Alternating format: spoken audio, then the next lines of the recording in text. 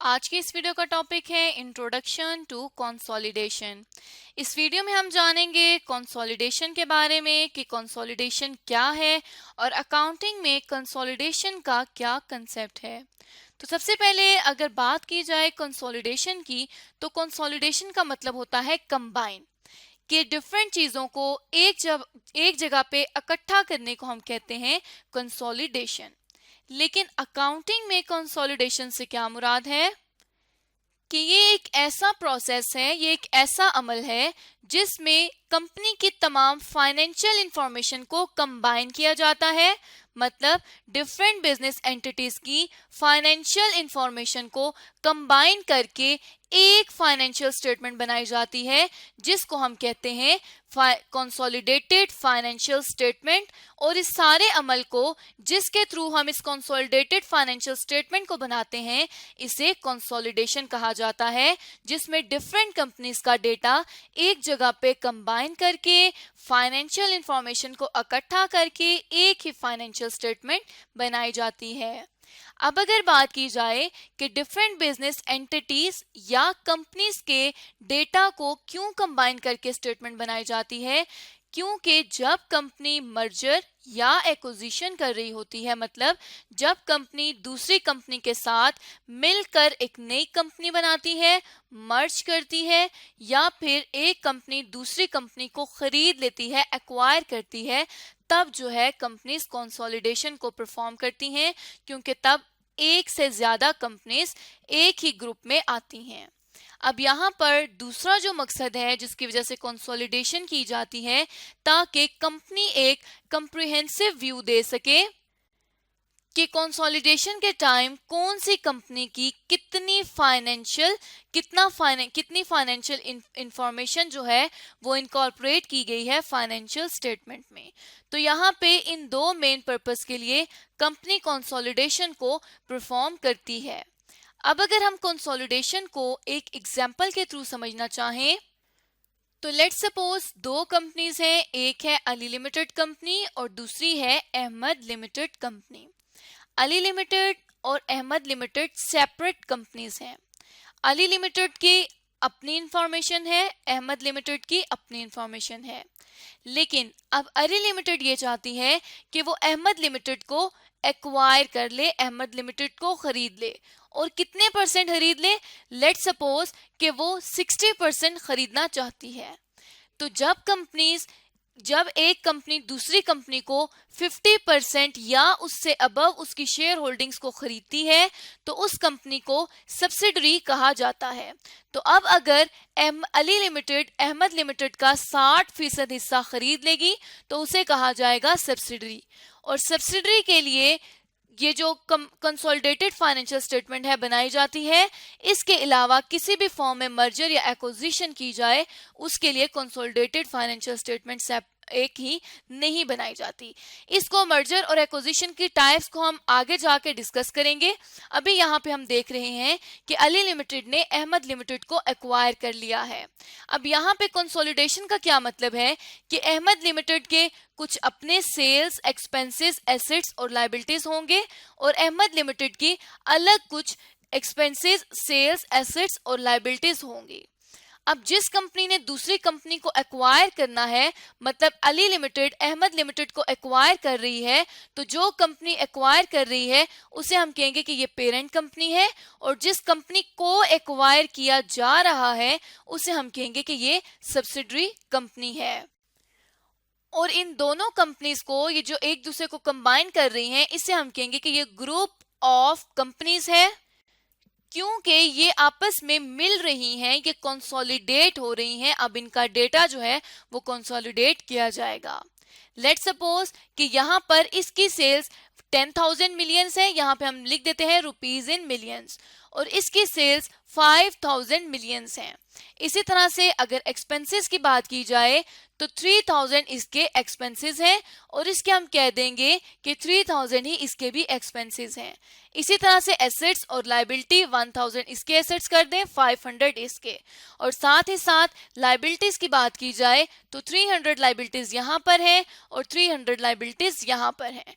तो अब हम देख सकते हैं कि अभी तक हमें जो डेटा मिला है वो सेपरेट दोनों कंपनीज का मिला है, पेरेंट कंपनी का और सब्सिडरी कंपनी का। लेकिन कंसोलिडेशन किसे कहते हैं कि हम इन तमाम डेटा को एक सिंगल जगह पर कंबाइन कर दें। तो यहाँ पे कंसोलिडेटेड फाइनेंशियल स्टेटमेंट बनाई जाती है जिसमें इन दोनों की सेल्स को एक जगह पे कंबाइन किया जाएगा।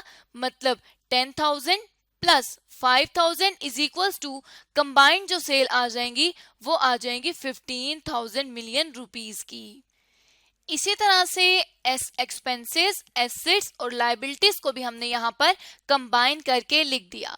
तो हमने ये सीखा था कि जब भी इंफॉर्मेशन को कंबाइन किया जाता है तो उसे कहा जाता है कंसोलिडेशन, और जो स्टेटमेंट बनाई जाती है इंफॉर्मेशन को इकट्ठा करके उसे कहा जाता है कंसोलिडेटेड फाइनेंशियल स्टेटमेंट।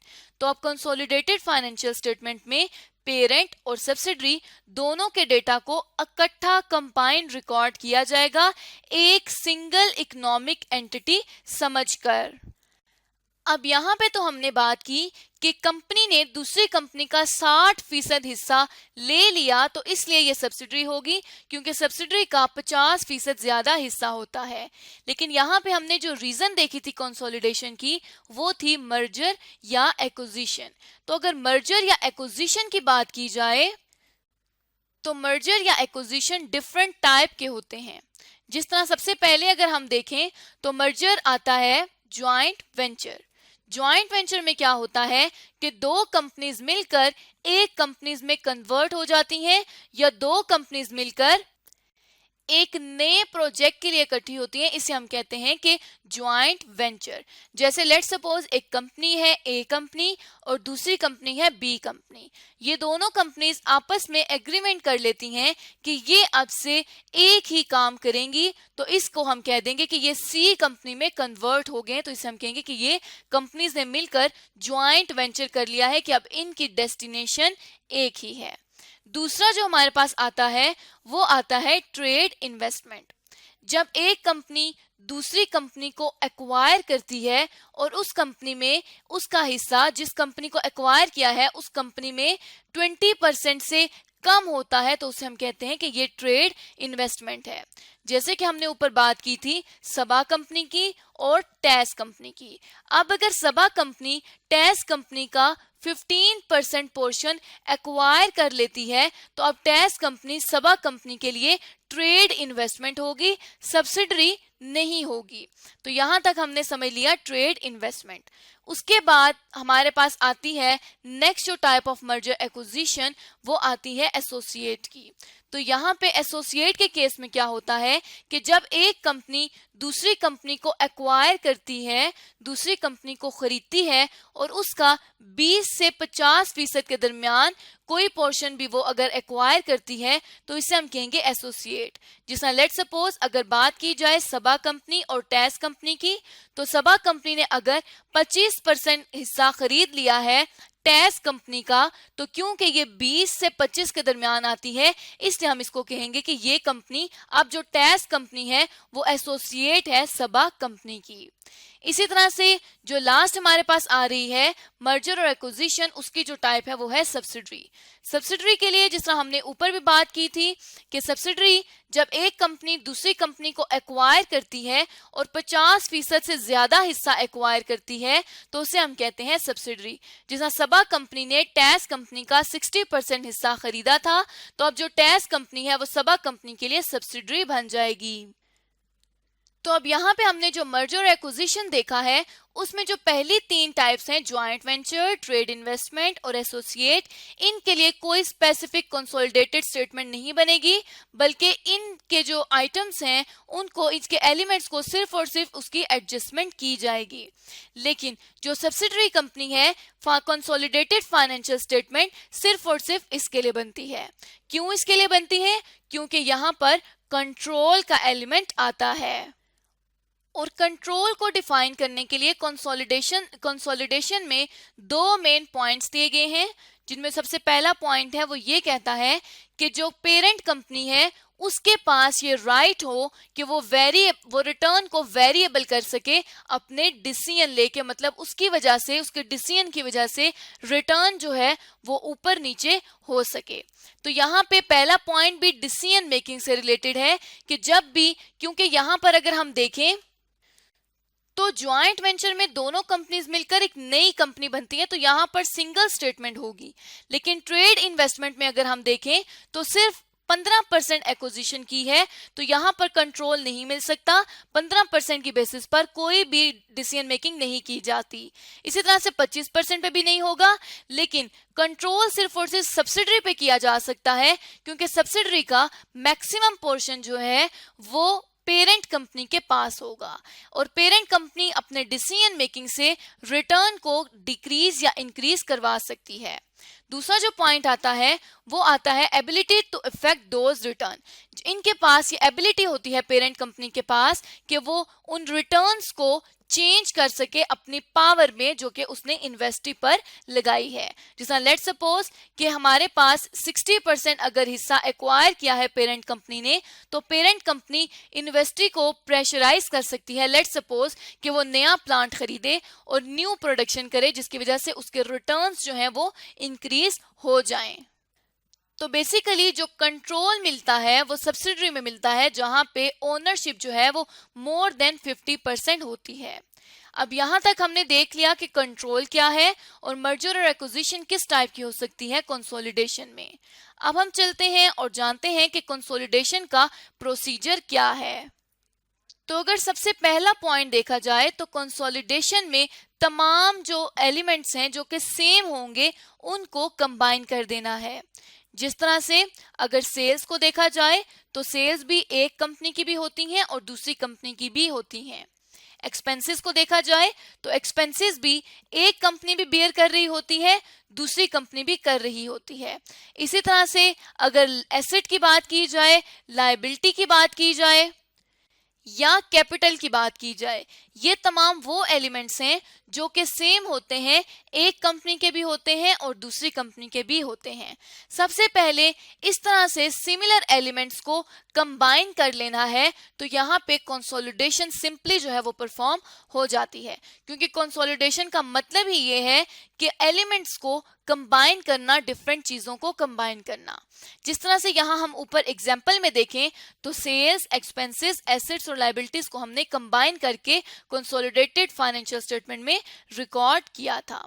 अब यहाँ पर अगर तो कंसोलिडेशन में कुछ चीजें कंबाइन करनी है तो इसी तरह से कुछ चीजों को ऑफसेट भी करना है, कुछ चीजों को एलिमिनेट भी करना है।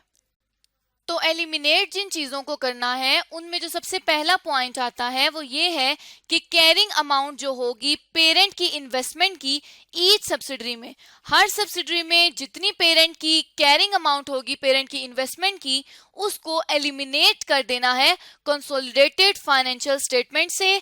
क्योंकि जब हम कंबाइन करेंगे इन तमाम एलिमेंट्स को तो यहाँ पर इन्वेस्टमेंट में कैपिटल, लायबिलिटी, इन तमाम चीजों को ऐड करने से ऑलरेडी पेरेंट की इन्वेस्टमेंट इंक्रीज हो जाएगी।